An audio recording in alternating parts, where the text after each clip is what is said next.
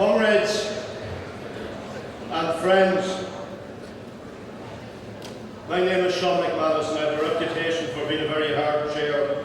Maybe that's why I've been appointed as chair for the first session of this extraordinary Ard Fheis. And I want to start by welcoming delegates, visitors, and I know that we have a very large number of people from the families of dead volunteers here today. So I would like, on behalf of the Ard Fheis of Sinn Féin and the leadership of Sinn Féin, to extend to everybody a very warm welcome to this extraordinary Ard Fheis.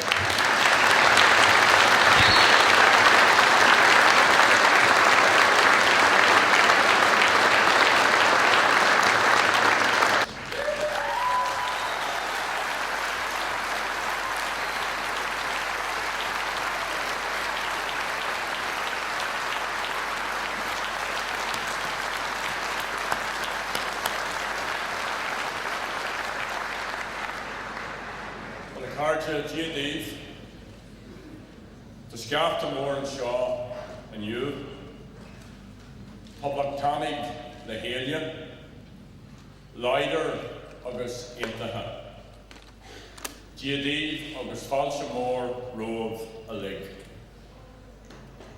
Goharaha Bawalium Bullabus Moore a Torch, the Clan our Garja agus our Comradaha, a Fur Bass, our son Wincher na Huron.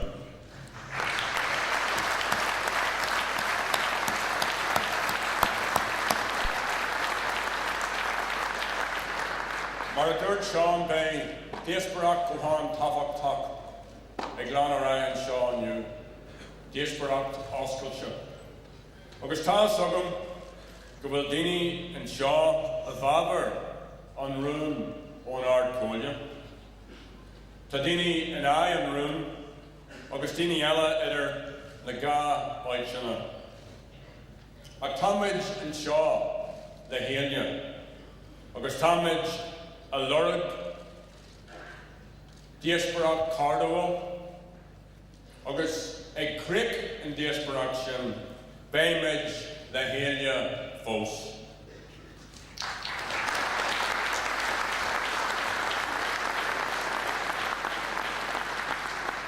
It's Asian and Rud more Foon and Rud Gohuntak we Sinn Féin. Tamage Lehelia, August Baimage Lehelia. Isn't it great to be an Irish Republican? All over Ireland this last week or so, comrades have come together in debates and discussions about how to advance our struggle at this critical time in our history. And comrades have argued these issues out in a robust and in a frank way, in a mature way, which must be the envy of our detractors and our opponents. And I want to thank everyone who contributed to this debate. I want to thank all the people in Ard Fheis and throughout the country who organised all of these meetings. And I especially want to thank the people who come in here on Friday evening and transform this big warehouse into a proper site for an extraordinary Ard Fheis. Volunteerism is alive and well in Sinn Féin.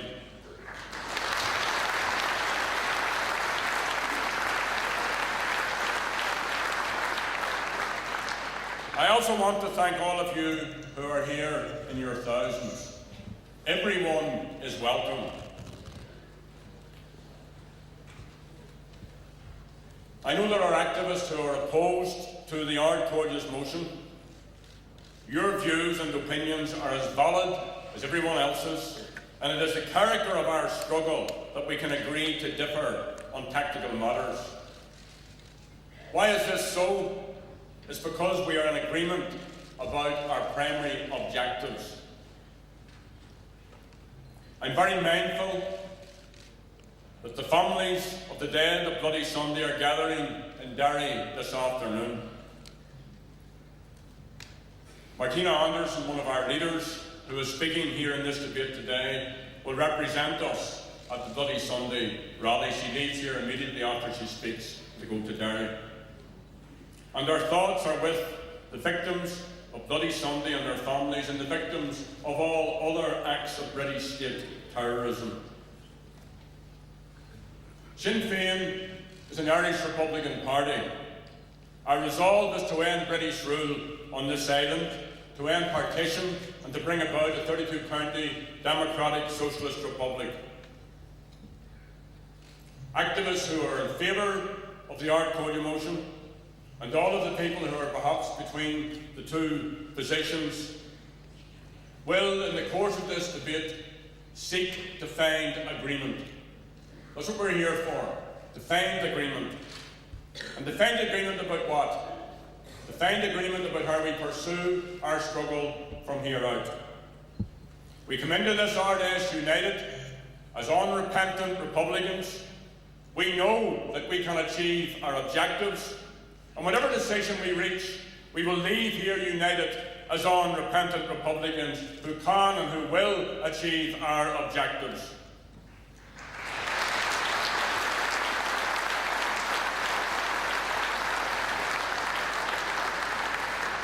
My friends, that's the big question facing us, achieving our objectives. How do we do that? We need to build support for the Republican position. There are now more Republicans on the island of Ireland than at any time in decades. There are now more people supporting Sinn Féin than at any time since the 1920s. Our party is organised throughout this island, but we have a lot more to do to build our capacity and our political strength. There are Republicans in most of the political parties in this state, with the dishonourable exception, of course, of the PDs.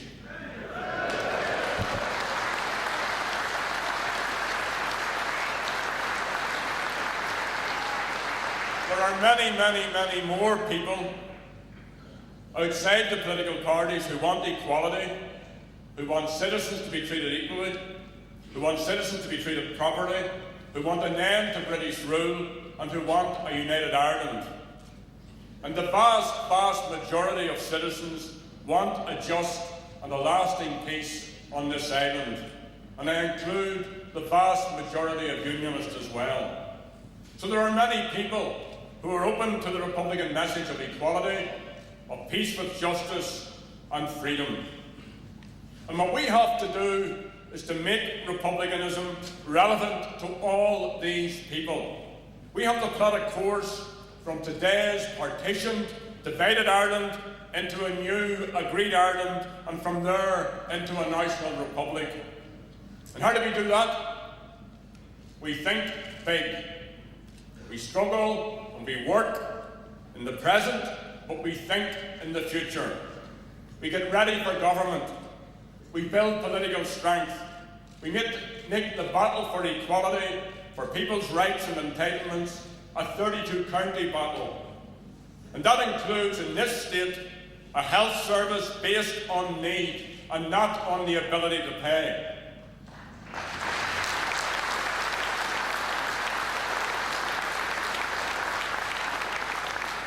It means decent housing. It means the wealth of the Celtic Tiger being used for the common good. It means building the peace. It means reaching out to unionism. And it also means reaching out to Republicans of all persuasions. We have to engage with all these people.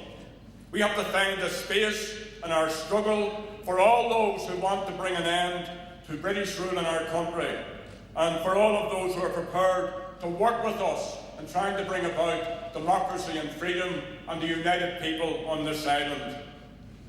Republicanism should never be about elitism or dogma or militarism. Republicanism has always been about citizenship and people's rights and equality. And we are about making republicanism relevant to people in their daily lives. Citizens' rights include the right to a proper policing service. We who live in the north have never had a proper policing service. The old RUC and all of its associated militia served the Union, upheld the Orange State and repressed everyone else. At the beginning of this week, the Ombudsman in the North confirmed that state agencies had colluded with unionist paramilitaries in killing citizens. Over the last 2 decades, Sinn Féin has provided the Irish government with detailed evidence about British state terrorism and the involvement of its agencies, including the police, in atrocities against the people of this island. There was a campaign of British terror aimed, in the first instance, at the Republicans and nationalist people of the North. Sinn Féin was a primary target of this policy of collusion. Our activists, our elected representatives, and our families. But these sectarian death squads, once unleashed by the British state, also engaged in a murderous campaign against ordinary Catholics. And people within their own communities also fell foul to these thugs. At times, the attacks killed people here in this state, like the victims of the Dublin and Monaghan bombings, or our own Eddie Fullerton, a Sinn Féin county councillor from Donegal. The Ombudsman's report came about because a very brave man, a unionist, Raymond McCord Sr., had the courage and the tenacity to demand the truth about the killing of his son by the UVF in North Belfast. Irish society, north and south, orange and green, and all the colours in between, owes a great debt to Raymond McCord Sr. and his family.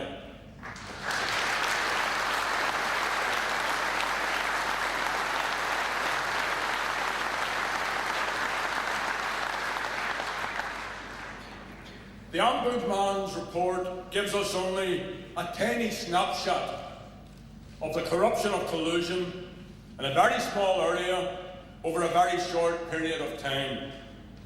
Any similar investigation in any part of the 6 counties would have the same outcome. Why? Because British state terrorism and collusion with death squads was an administrative practice and part of the British government's strategy to defeat the Republican struggle. And because it employed serial killers, drug pushers, and sectarian thugs, they killed anyone else who got in their way, including Raymond McCord Jr. and many others. And why were the state agencies involved in this activity? In order to uphold British rule in our country. So ordinary unionists have a big question to ask themselves. Was this done in your name? Is the union worth all that hypocrisy and terror and grief and mayhem? The people of Britain also need to know what their government does on our island. I put that point to Tony Blair on a phone call the day after the Ombudsman's report was issued. The very first time the Sinn Féin leadership met the British Prime Minister 10 years ago, we gave him a file on collusion. It was a file on the activities of British agent Brian Nelson, who was involved in numerous killings, including that of human rights lawyer Pat Finnegan. Another primary target of British intelligence was Alec Maskey, who Brian Nelson repeatedly tried to murder. I want to extend solidarity to Alex, who's here with us, and his brother Paul and their family on the death on Friday of their father, Alex Sr.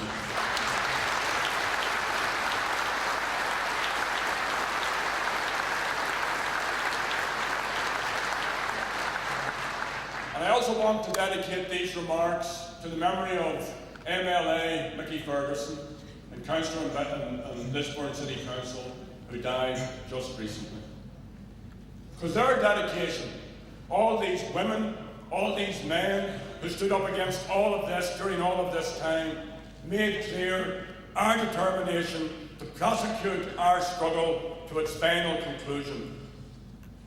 Years afterwards, Mr. Blair was to tell us that since his time in Downing Street, he had not authorised any such activities in Ireland. Well then, who did authorise these killings? Are the cover-ups? Are the running of the drug pushers? Are the payments to these killers? Who authorised their non-prosecution by the DPP? Who within the British establishment thinks they are more powerful than the British Prime Minister? I told Mr. Blair again last Tuesday, and in another telephone call on Friday, that the British state has to open up this can of worms and face up to its responsibilities.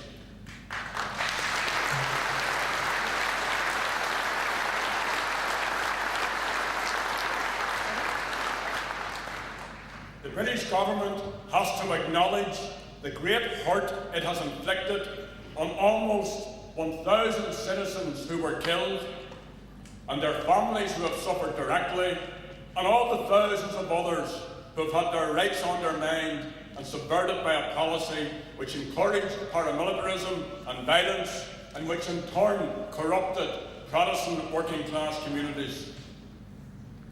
I also told Mr. Blair that British policy in Ireland has to change. It has to change to one which proactively works with the people of this island to end British jurisdiction in Ireland once and for all.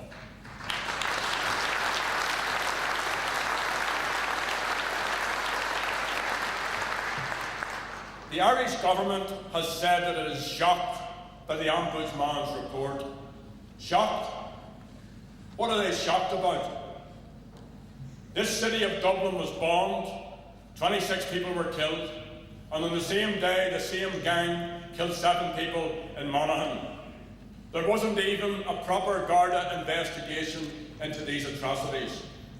Remember, in the aftermath of these attacks, the British told the Fine Gael and Labour government that they had interned those who they believed were responsible.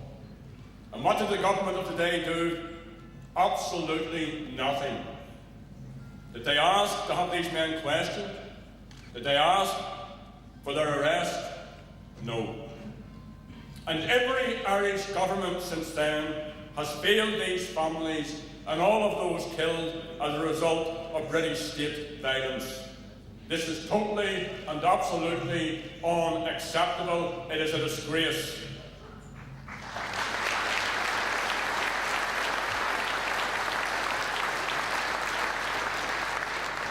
The Dublin and Monaghan bombings were carried out by the Glenanne gang, based in Armagh and run by MI5.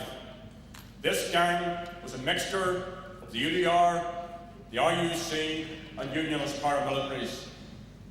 The government has known this for a very, very long time. So why do they say they are shocked? Councillor Eddie Fullerton was killed in May 1991. He was an elected official, an elected representative of citizens of this state, yet the Taoiseach never met his family until last November. 15 years it took for the Taoiseach to meet the Fullerton family. Shocked? The Ombudsman's report was published a week ago. Now that they've had time to recover from their shock, What is the Irish government going to do? Folks, they're going to do very little, but they can get away with it. And that's where Sinn Féin comes in. And that's why we are dealing with this motion today. The Thatcher government paid, trained, directed and equipped the death squads. It authorised and covered up its policy of collusion and state terrorism. But some of the events covered by the Ombudsman's report occurred after the Good Friday Agreement. We, comrades, have to ensure that these dreadful events never, ever happen again. Or if there's even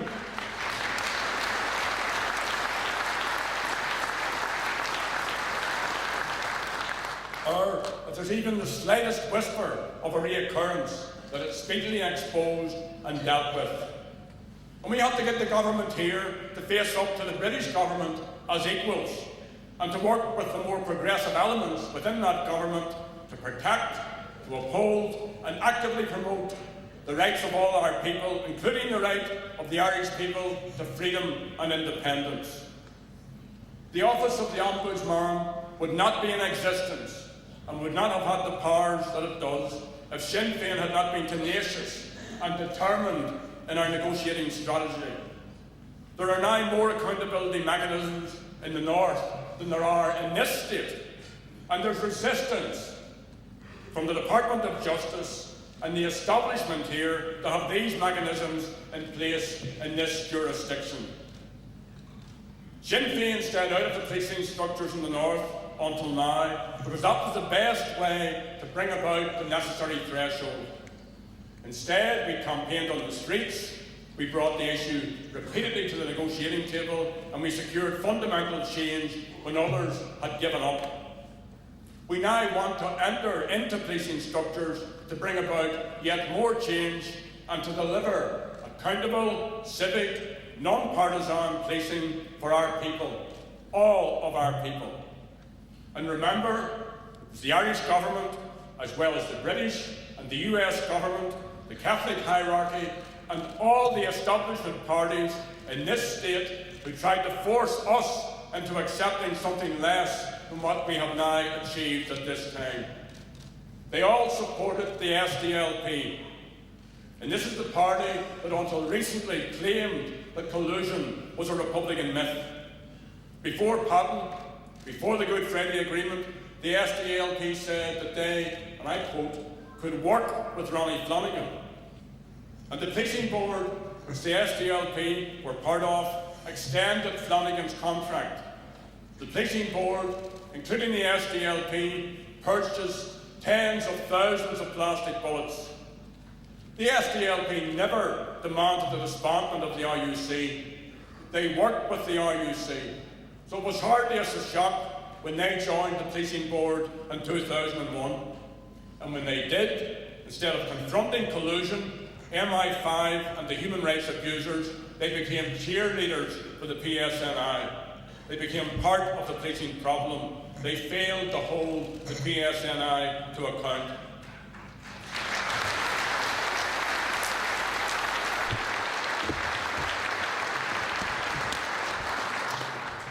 So, my friends, we cannot leave policing to the unionist parties, or the SDLP, or the Irish government. We certainly cannot leave it to the British government. We cannot leave it to the bureaucrats. So let's have our debate, and let's take our decisions. I myself only made my mind up on this a short time ago. But 2 months ago I brought together a small group of very senior Republicans, very experienced activists drawn nationally from across this party, and I asked them to bring forward to me as party president recommendations on how I should proceed at this point. They made 2 recommendations. Firstly, that the strategic advancement of the Republican struggle at this time requires a deal on policing. And secondly, that the deal on policing has to be acceptable to Republicans. They then detailed issues which they thought needed to be resolved to do this. And that is what has guided me since then. We have resolved those issues. So the time is now right. and I am appealing to you to support the motion being put forward by the Ard Fheis. Jerry Kelly will give you a detailed account of the policing negotiations. Martin McGuinness and Mary Lou MacDonald will formally move the Ard Fheis motion. Some of you will no doubt disagree, and that is perfectly acceptable. For example, OGRA disagrees with us on this issue. I wish they didn't, but I respect their position, and I especially commend their resolve to accept the outcome of this Ard Fheis debate.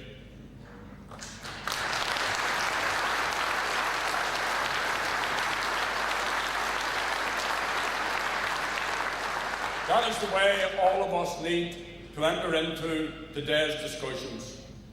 Irish republicanism is about people. It's about the future. It's about a new egalitarian society. It's about the new Irish and the Indigenous Irish, the orange and the green, all uniting on the basis of equality. It's about the proclamation of 1916 becoming a reality. So it's bigger than us. It's bigger than me, it's bigger than Sinn Féin, it's all about the common good. This morning, we came into this Ard Fheis united. At the end of this debate, let us go out of here with our heads held high and ready for the next phase of our struggle. Let us go out of here as we come in, united and marching forward. Bígí Lynn, Bígí the Hélia Carja, Gurmila Malcolm.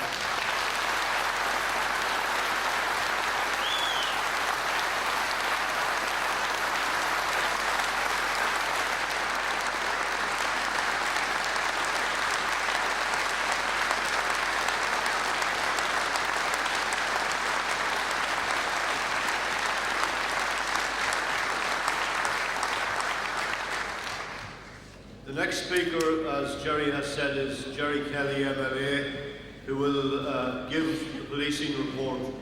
And can we have the best of attention, please?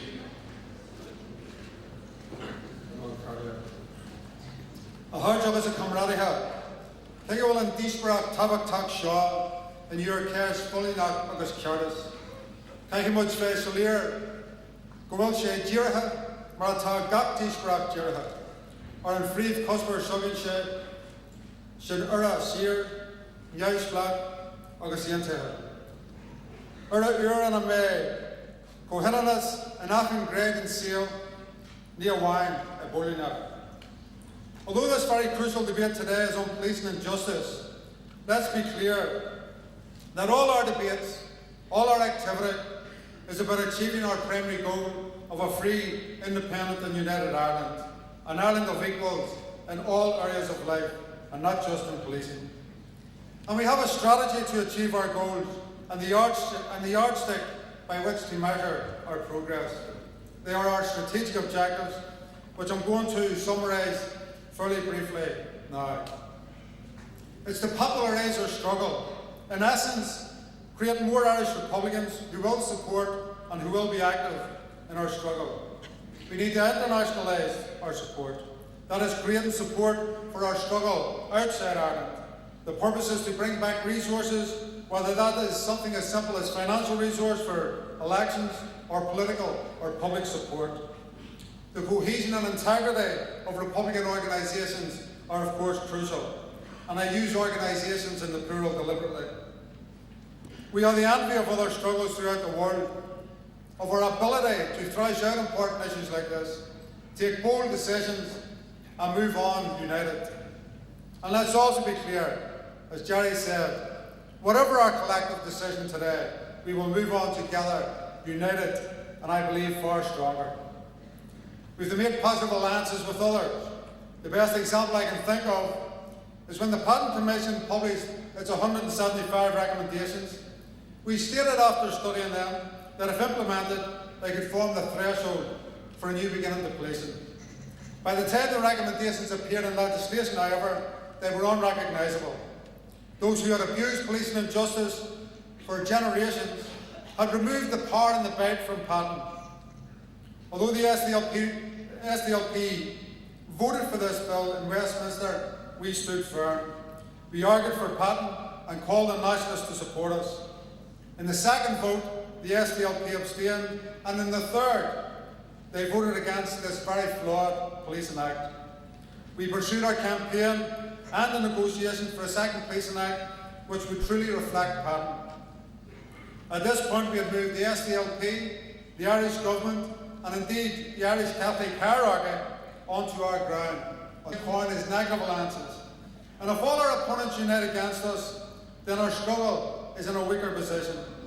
So there is a need to avoid political isolation.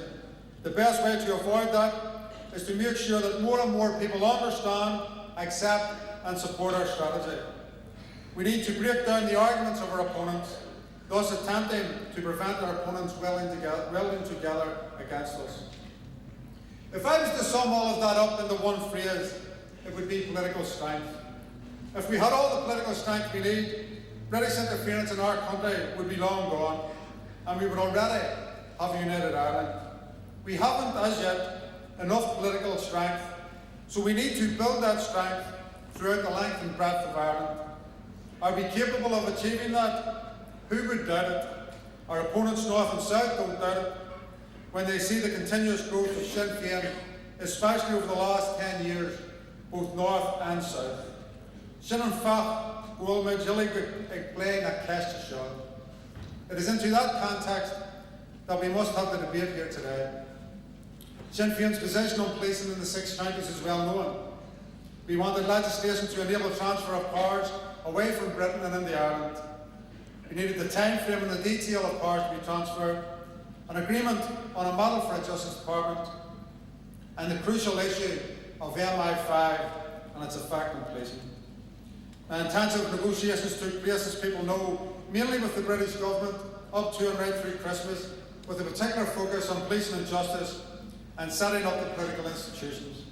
A key objective for us was to bring the DUP across the line into power sharing, which they had fought so long against, but to do that within the Good Friday Agreement. And on these issues I've just outlined, comrades should know that legislation for transfer of power has been passed, that powers to be transferred have been agreed. The model for a Justice Department put forward by the British Government to the political parties substantially reflects the Sinn Féin model put to the British. And there is a time frame for transfer of May 2008 in the British Government model, with a commitment that the British Government would take the necessary steps to ensure that the timescale for devolution was not delayed if others tried to delay it. There is now a new statement on MI5 setting out in detail that MI5 will have no role in civic policing in the north. And I want to concentrate for a moment just on that. MI5 ran the death squads for over 30 years that Jerry was talking about earlier. They implemented the British state policy of collusion and terror. They targeted and killed hundreds of nationalists, Republicans and many, many others. And Sinn Féin was one of their primary targets. Unfortunately, it ended up that any Catholic would do. At St Andrews, the British government proposed the integration of MI5 and the PSNI. The SDLP not only accepted this, they claimed to have negotiated it and told us that the integration of MI5 and the PSNI was a victory for their negotiators. What utter nonsense. What dangerous nonsense. It was a fundamental mistake. Sinn Féin immediately moved to reverse this stated policy. Why? Because it was a recipe for another force within a force, a recipe for more collusion like that unearthed in the McCord investigation. This issue became core to the Christmas negotiations. We argued with the British that not only would we not accept it, neither would the nationalist people. We argued and achieved complete separation between civic policing and MI5, that PSNI members could not serve two masters, that they must at all times be answerable to the accountability mechanisms outlined in Patton and hard won over years of tough negotiations, and we won that crucial battle. But let me be clear. Not only should MI5 have no place in civic policing, it should have no place in our country, north and south.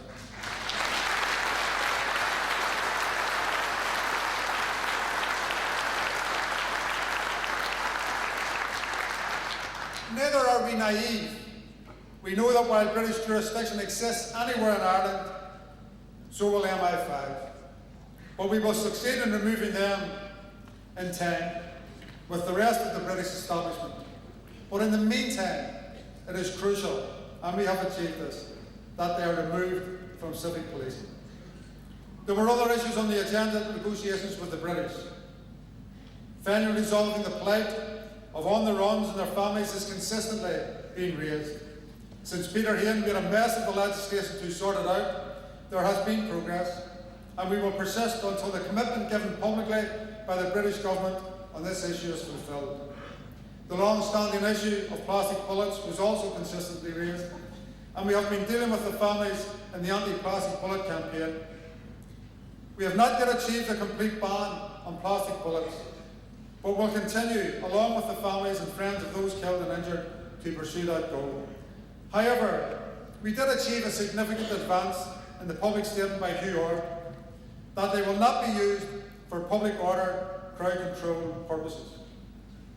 Also in this statement is, for the first time, a public acknowledgement of the hurt caused to the families involved by the British government. This is the first time that they have publicly acknowledged it.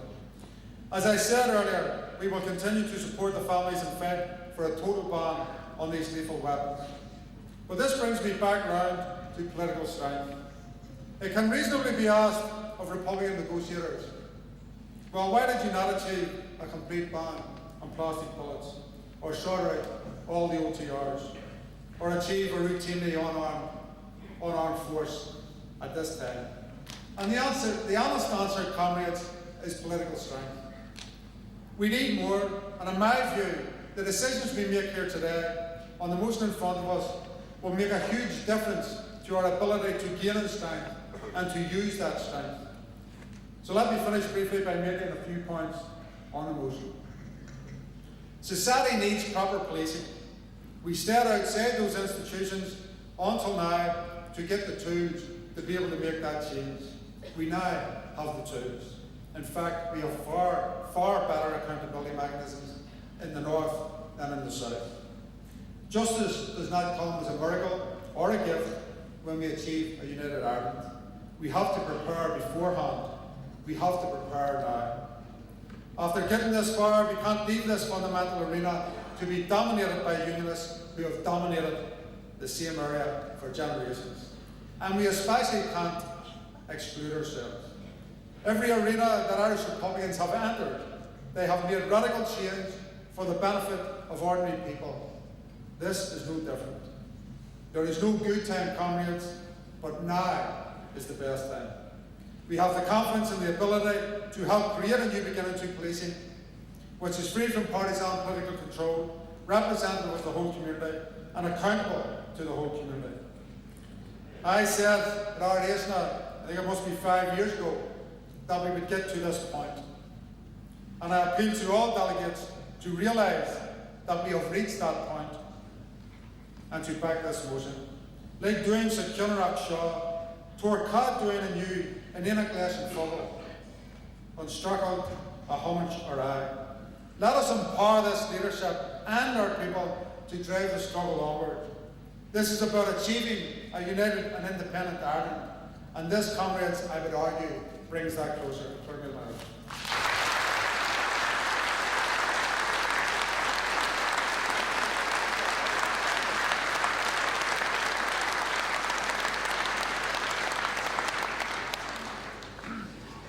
Our next speaker is Martin McGuinness, MP from Mid-Ulster, who will propose the motion.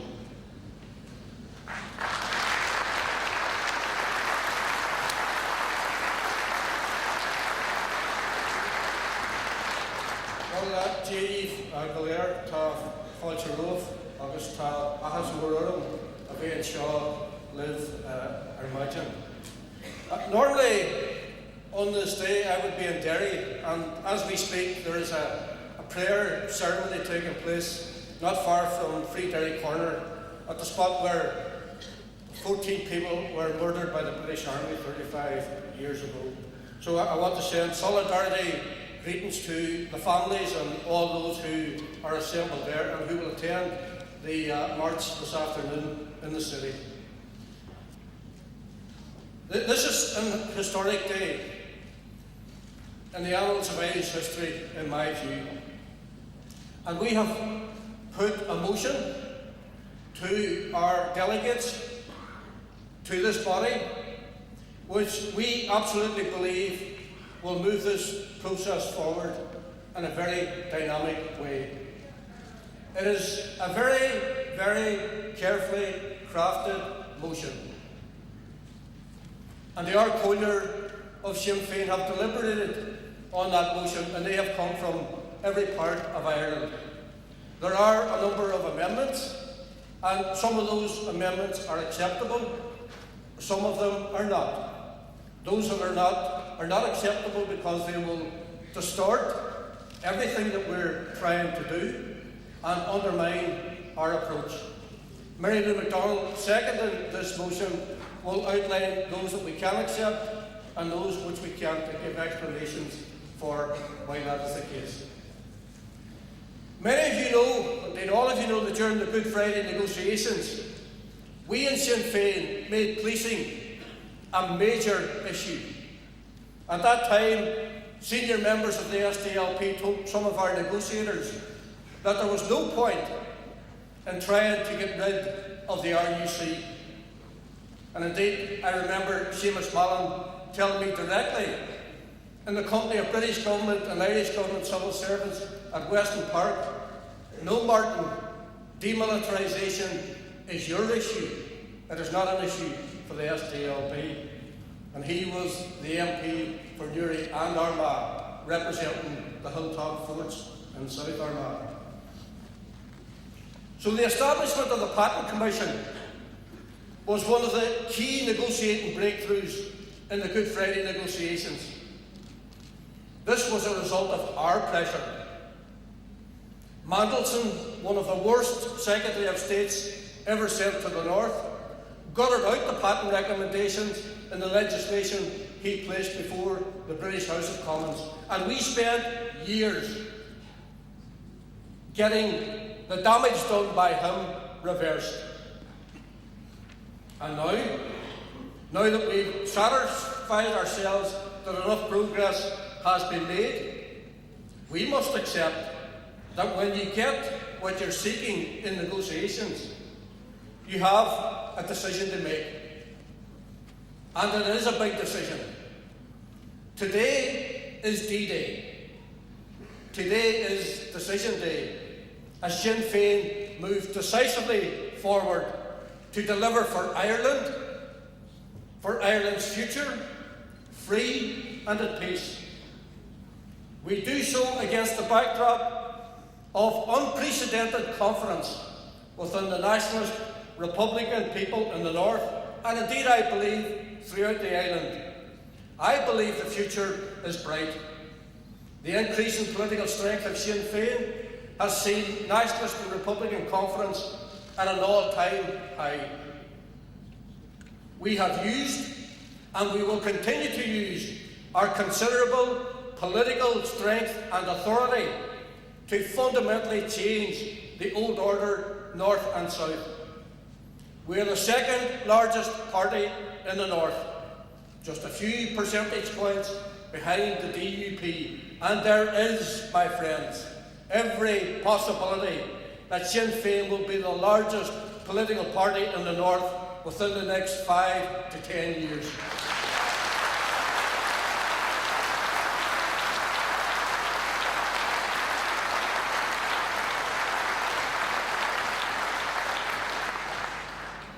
To do that, we must overtake the DUP. And what of the DUP? Well, we have seen how the DUP negotiate over the course of the recent while. We have seen how they have failed to come up to the mark, how they have failed to keep the promises they made. And now we need to see action. And we need to see action from the British government. And we need to see an Irish government energised on this issue. Peter Hain talks about deadlines. Sometimes I think they're just Hain lines. He talks about twin pillars, power sharing and policing. That he will have to take a big decision about whether or not there's going to be an election in the north. If Sinn Féin deal with the issue of policing and the DUP deal with the issue of power sharing. Well, today I hope we will deal decisively with the issue of policing. And I hope Peter Hain and Tony Blair and Uncle Tom Cobley and all will make it clear to the Reverend Ian Paisley that yes, the 28th of January 2007 is a big day for Sinn Féin. But Monday, the 29th of January, is an even bigger day for Ian Paisley.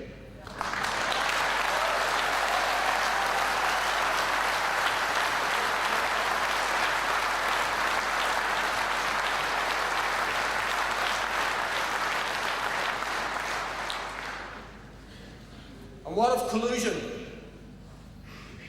What we got this week was a collusion lesson for the slow learners of the SDLP.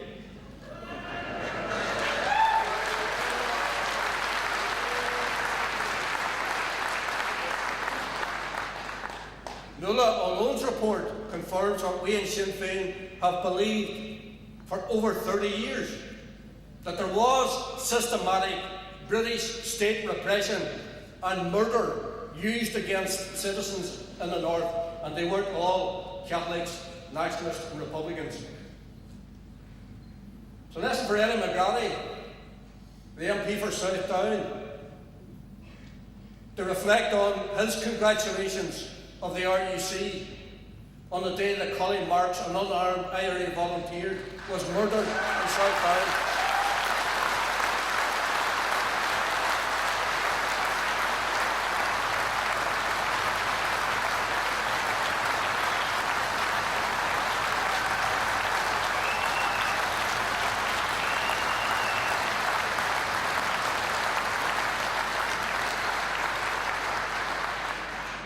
And there have been many, many more. Also raises another important point. The DUP rejection of the O'Loan report raises even more serious questions about the DUP commitment to the rule of law and their refusal to accept that when lawmakers are in fact lawbreakers, there is no law.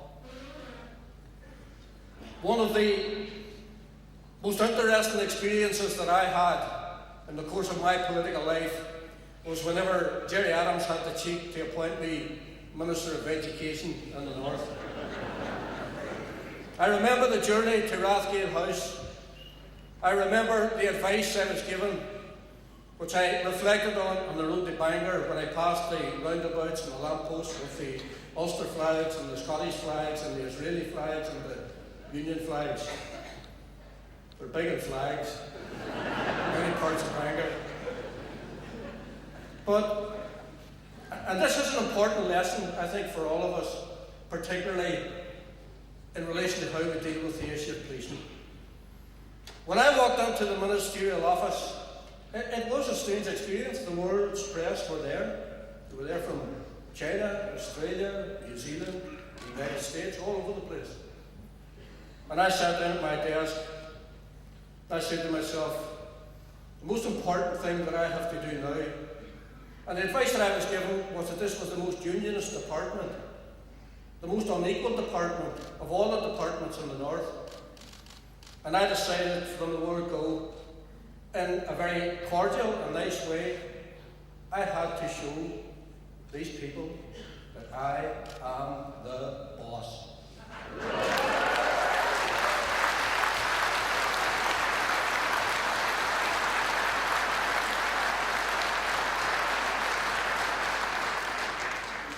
And so I said the priorities here will be, during my time, the abolition of the 11 plus.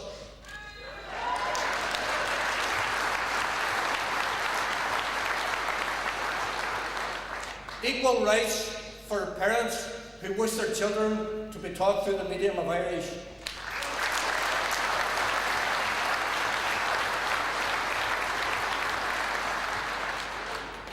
And parental choice for others who wish to have their children educated through the Catholic sector, the state-controlled sector, and the integrated sector.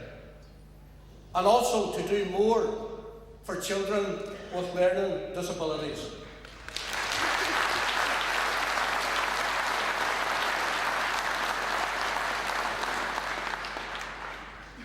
And that's what we have to do in policing. We have to boss policing. Because we're the bosses. We're the people with the political authority. We're the people with the electoral mandate. The PSNI are going to have to earn our trust. We're not going to get our trust tomorrow morning or after this vote. They're going to have to earn our trust.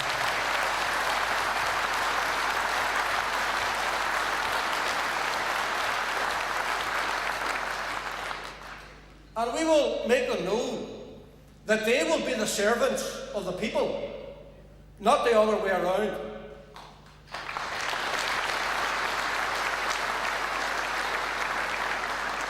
Jerry Kelly talked about MI5. I'll tell you what I want the PSNI to do. I want the police to watch MI5, to spy on MI5, and to arrest MI5 when they break the law.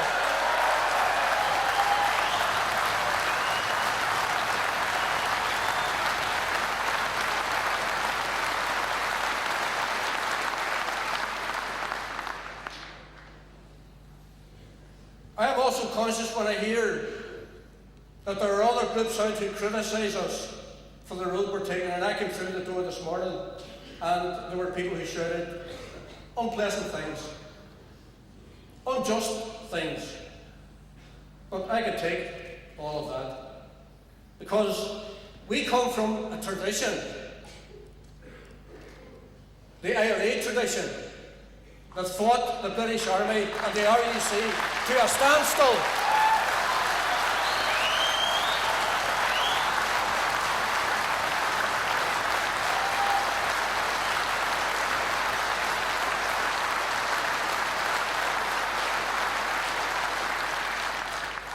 Yes, the IRA fought the British Army and the RUC to a standstill, and we are being criticised by groups who have yet to fight them to a start.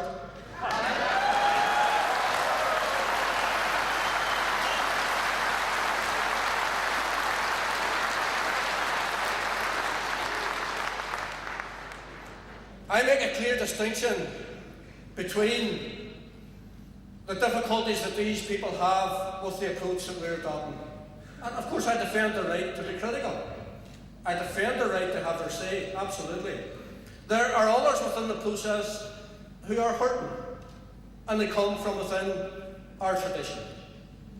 There are families of IRA volunteers out there, and others who are hurting as a result of this debate.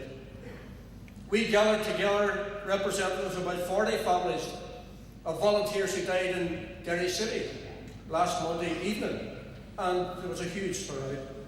Several hundred people came, and I spent several hours with them.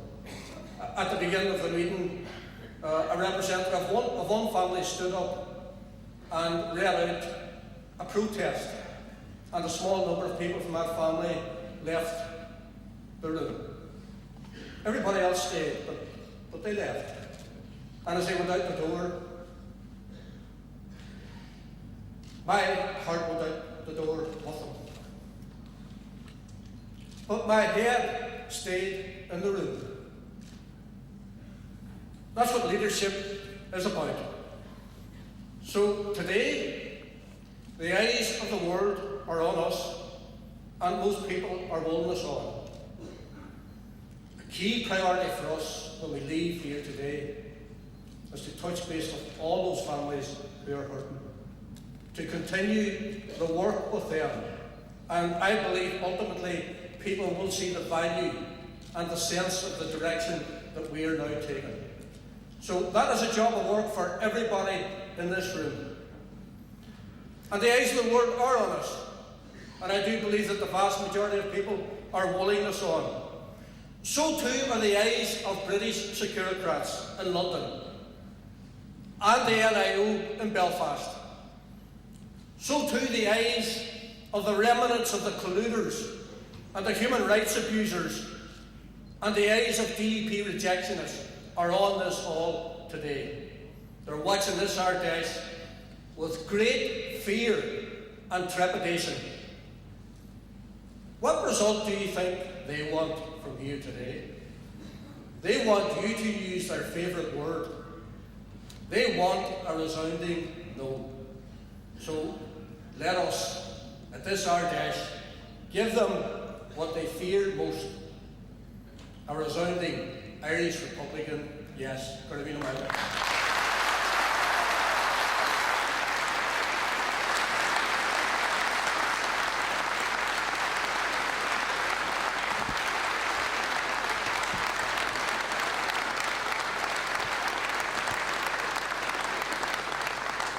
To second the motion, we have the MEP for Dublin, National Chairperson of Sinn Féin, and hopefully soon to be TD for Dublin Central, Mary Lou MacDonald.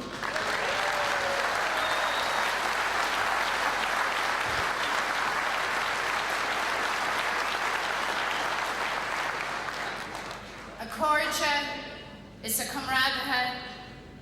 Partition cannot be wished away, no more than the Republic can be wished into existence.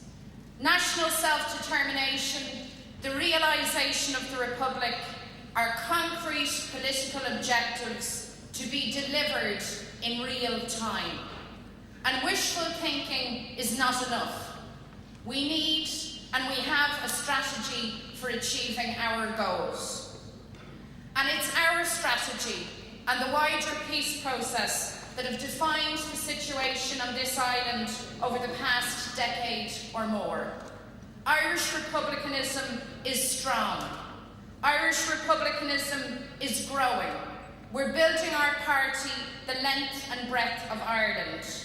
We have put the issue of Irish unity firmly on the political agenda, and we've increased our representation at every political level, north and south, in all recent elections. And we've done this by developing an approach that mobilises increasing numbers of Irish people behind our political project. We, my friends, are succeeding, but there is much still to do. Our strategy calls on us to critically engage with all of the structures of society that affect the lives of the people we represent. And we do this. We do this while unapologetically pursuing our primary objective of ending partition and removing the British state from Ireland.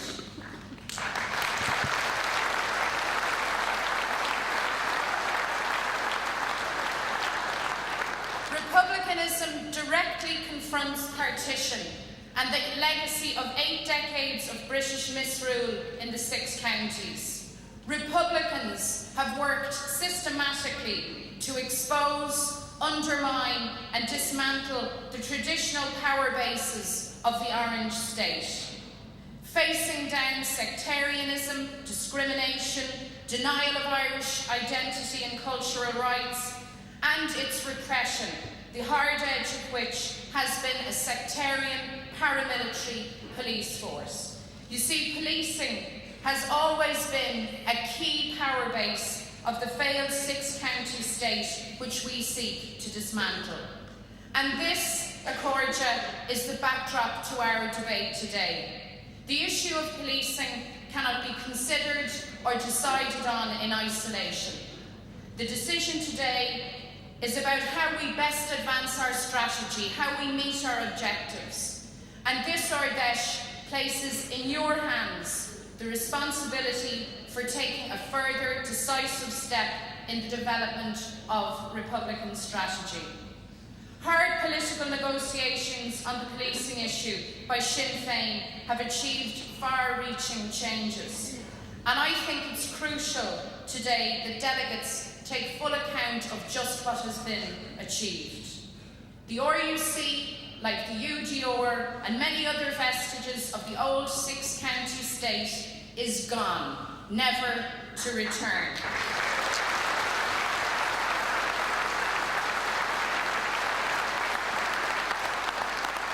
It was this party, Sinn Féin, who made the issue of policing central to the peace process. Left to the Irish government, the SDLP, or anybody else, we would never have achieved the changes that have been secured, and others cooperated with and helped sustain the RUC when it was engaged in the murderous collusion and criminality exposed by the recent report of the policing ombudsman. But we in Sinn Féin stood firm, demanding the truth and demanding the new beginning to policing. We were right to withhold support from the PSNI and to stay off the policing boards until now.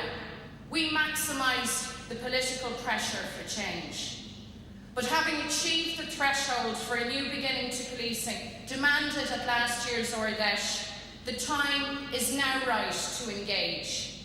We as Republicans have a responsibility to ensure that the advances secured are implemented, to ensure that civic, accountable policing delivers for and is answerable to those it serves.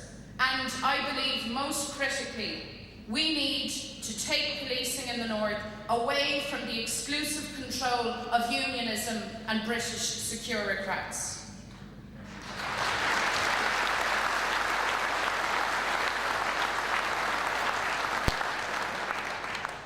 Some Republicans argue that Sinn Féin should never accept policing until we have a united Ireland.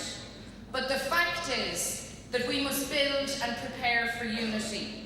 We must lay the foundations, put the building blocks in place for an all-Ireland policing.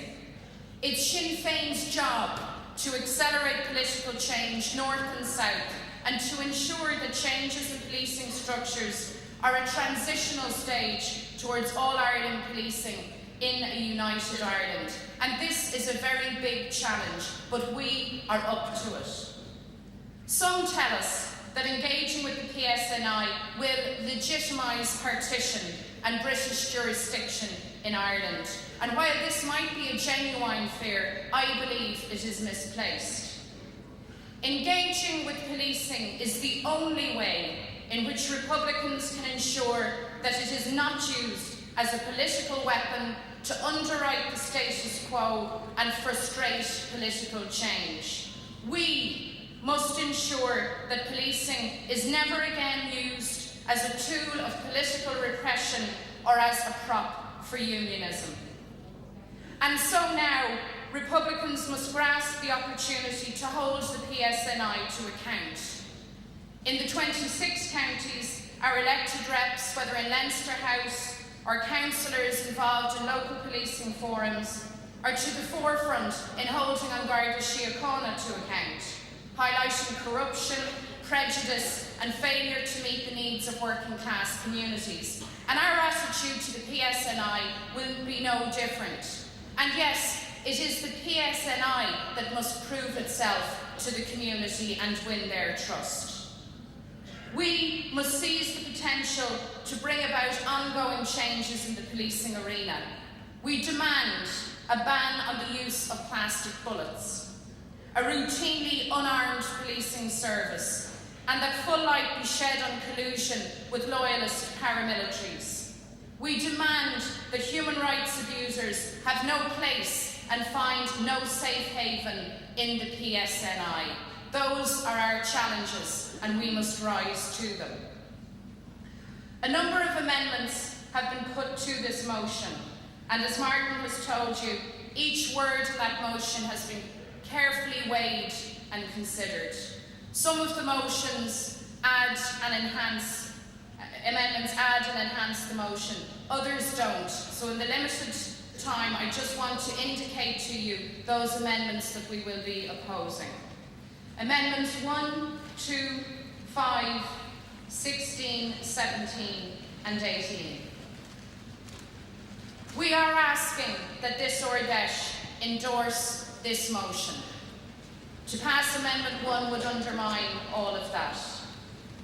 Sinn Féin has long and continues to demand the dissolution of the Special Criminal Court. This motion does nothing to alter that position. We do have a policy for some long time now of offering critical support to An Garda Síochána. We have called for reform, for accountability and for change. But the fact is that for this long time, Sinn Féin has had that engagement with the Garda Síochána. At Amendment 16, we are asking, in light of the achievements that we have gained, and with an eye on ushering in a new beginning to policing, for support for the PSNI. Again, not an uncritical support, because there are no blank cheques given by Sinn Féin to any police service. Amendment 17, we do want policing in the community. That's what we seek. And finally, at Amendment 18, that amendment would alter the motion in terms of the sequence of events which the Ard Fheis have deliberated on, and the relationship between power sharing on the one hand and engagement with policing structures on the other. Individuals will move these amendments and set out their rationale for putting them forward. I've just, in that very limited way, given you an initial response on behalf of the Party Officer Board to those. So, nobody underestimates the magnitude of the decision that we will take today. And we must get this one right. The Sinn Féin leadership, the Ard Fheis, asks for support for this motion and the change in policing policy because we believe the time has come to engage. This is a necessary, a crucial step in a Republican strategy which has paid huge dividends for our struggle. It's a necessary step in meeting the needs of communities in the North who deserve impartial, accountable, human rights compliant policing. It's one further step out of the past and into the future. Policing is another arena of struggle for this party in our journey to freedom, in building the Republic. I want to second the motion.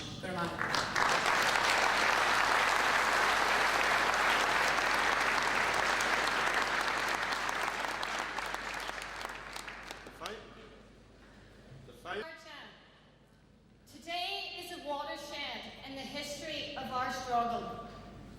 There has been a historic consultation and political leadership of the people.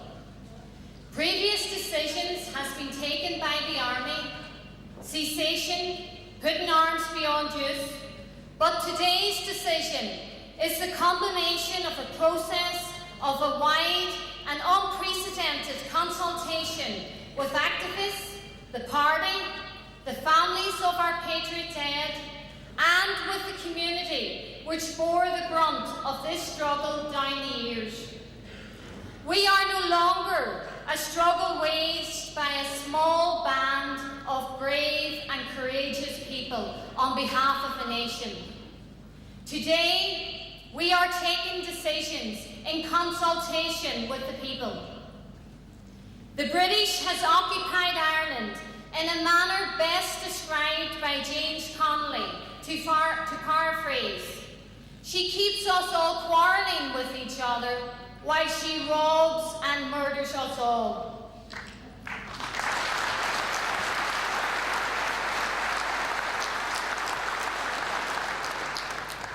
Whilst neighbour fears neighbour, striking out against the other, we remain divided and without power to take charge of our own destinies. In those circumstances, we cannot hope to build an Ireland of equals, an inclusive Ireland, a democratic, socialist republic. This resolution is about empowerment of the people, all of the people. It is a precondition to take our struggle forward. it is a programme to do so. Of course, nothing will be achieved by the passing of a resolution alone. Whilst it is a declaration of intent to build justice in our country, policing will only be as accountable to the community as we, the people, make it. This resolution is a programme for all those who seek justice and equality in our community. We need to take them on, making policing answerable and bring the arrogance of power to book. Comrades, we have taken them on before and continue to do so with the same fearless confidence. Cohesion is not about a head count of those who support the resolution on paper. It is about how we go forward to make that resolution real, to work together, to empower the people and bring down the arrogance of power and end the humiliation of unaccountable policing, to bring an end to sectarianism upon which the British rule as we have experienced it and which the people across the world has experienced it has been based. On that programme, we will go forward together tomorrow as one risen, emboldened, empowered people by the courage and the resilience of a brave few. If the lessons of Bloody Sunday taught us anything, it is that we must hold power to grip. And as I leave this stage to go to Derry to speak at the Bloody Sunday commemoration, I urge you not just to pass this motion overwhelmingly, but to get behind its intent and remove another pillar of the corrupt state from enemy hands. After all,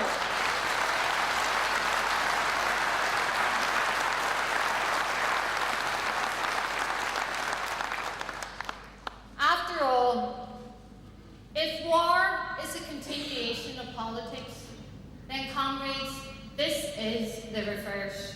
I urge you to support this motion, and if you can't vote for it, abstain. Or me out.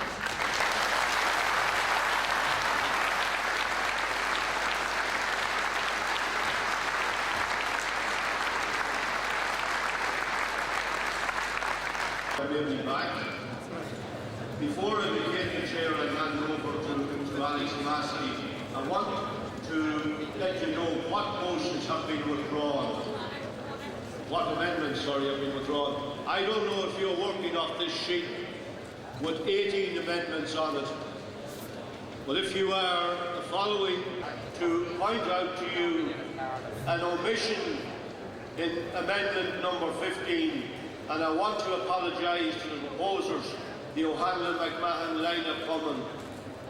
I want to apologise for the fact that there was a simple printing error in relation to this motion. It's very simple.